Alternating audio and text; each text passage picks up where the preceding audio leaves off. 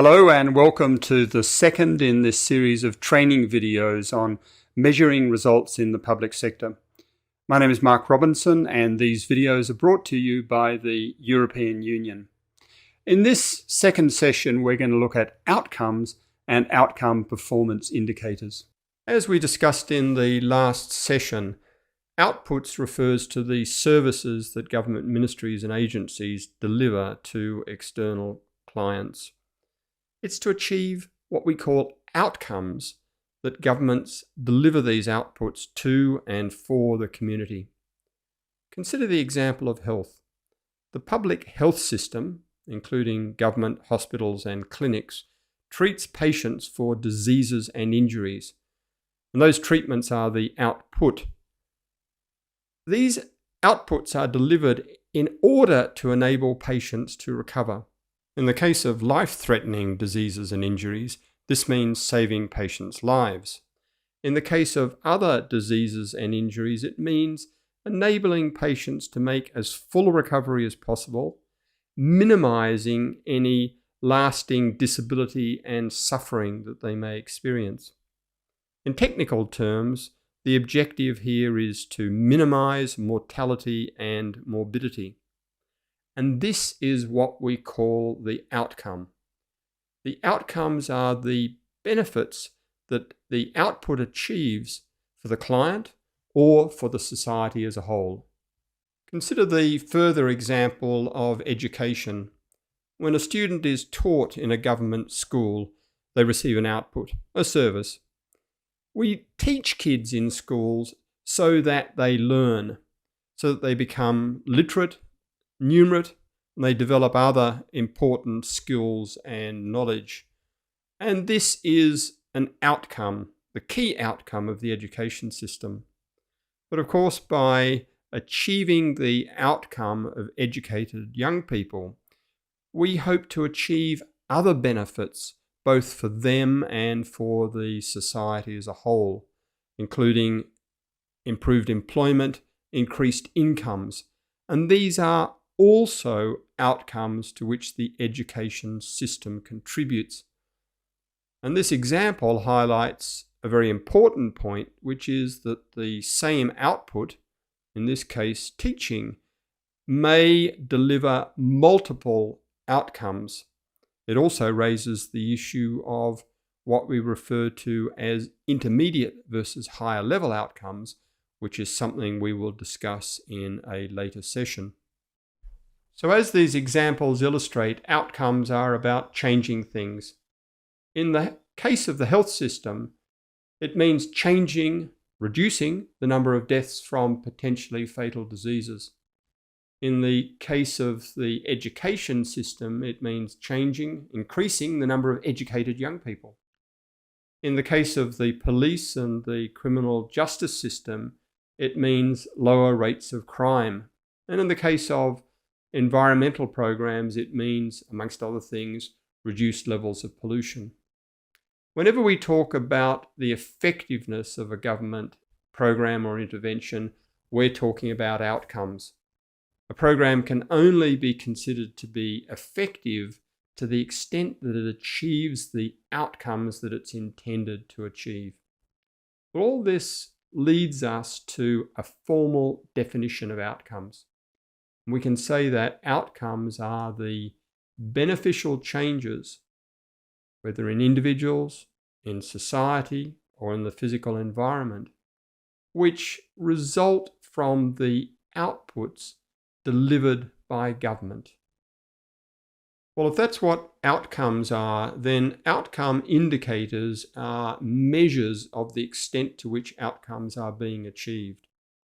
In the case of the school education system, a key outcome indicator is the rate of literacy.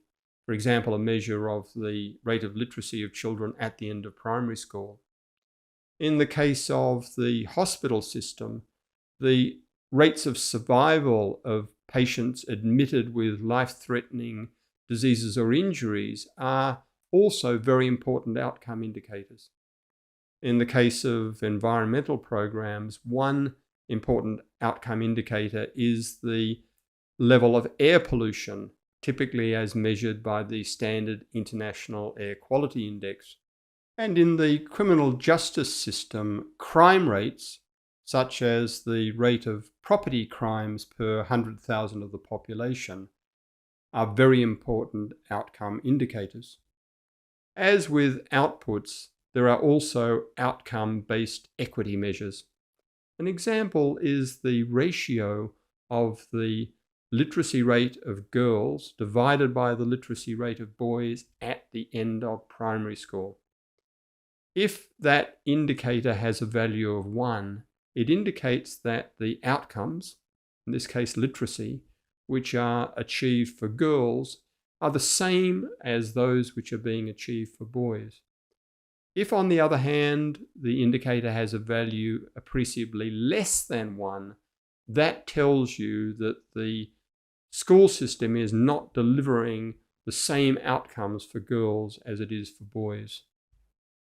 Developing more and better outcome indicators is a key priority for government performance measurement systems. At the same time, however, we have to acknowledge that there are some outcomes that cannot be measured, even when we know what the intended outcome is. Consider the example of national defense. There's no doubt about the intended outcome that we want to achieve by maintaining strong armed forces. The outcome is national security. Unfortunately, however, there is no conceivable performance indicator which measures the extent of national security. All performance indicators need to be interpreted with care. In the case of outcome indicators, a key issue which arises in interpreting those indicators is that of external factors. This is best illustrated by way of an example. In any country, a key goal of industry policy is to increase national exports. And suppose as part of the overall effort to increase the value of exports, the Industry Ministry has introduced 3 years ago a new export assistance program in a particular sector. Now, under these circumstances, a really useful outcome indicator would be the value of exports achieved by companies that are assisted under this new program. So suppose we have that indicator, but when we look at the data, we see that in the 3 years that the program has been in existence, the companies that have received assistance have not increased the value of their exports. Now, does that tell us that this program has been ineffective? In other words, that it's achieved no outcomes? Possibly that's the case, but maybe it isn't. Maybe the reason why these companies have not increased their exports in the last 3 years is that other things have happened which have made the economic context very difficult for increasing exports. Possibly there's been a world recession, or maybe we're talking about the impact of the global pandemic.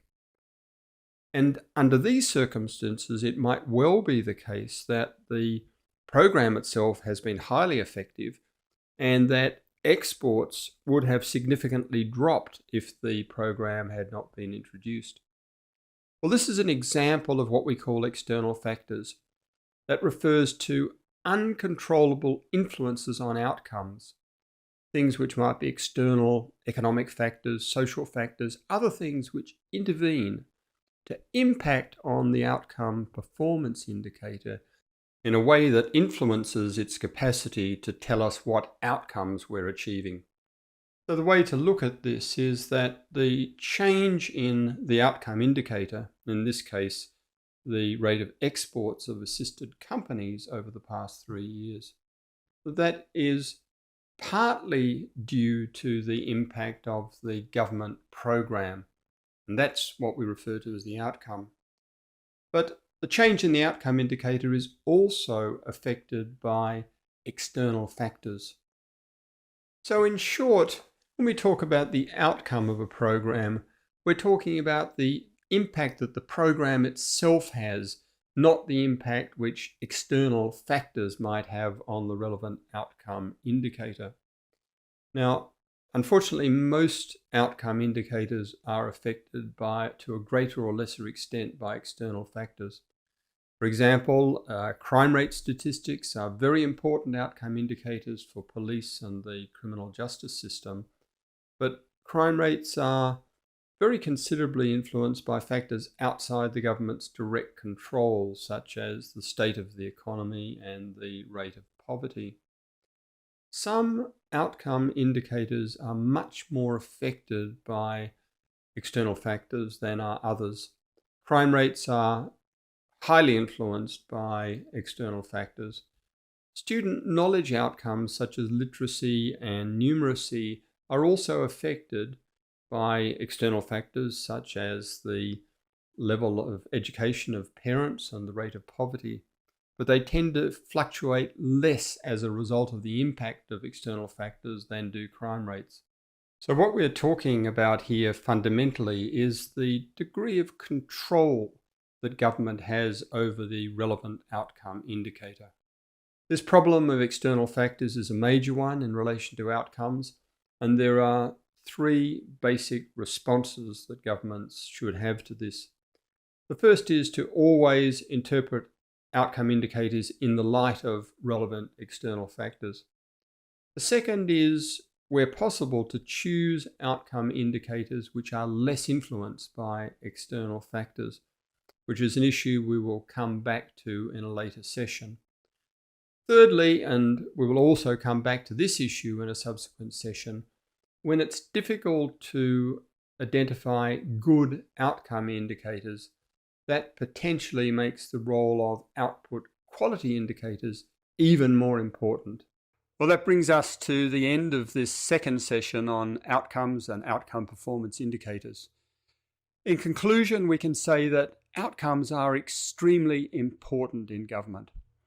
Everything we do should be driven by the achievement of outcomes.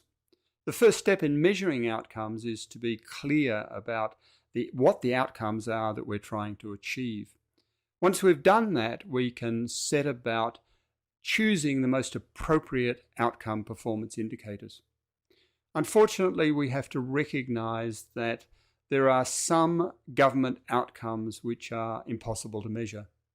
In addition, all outcome performance indicators are affected to a greater or lesser extent by external factors.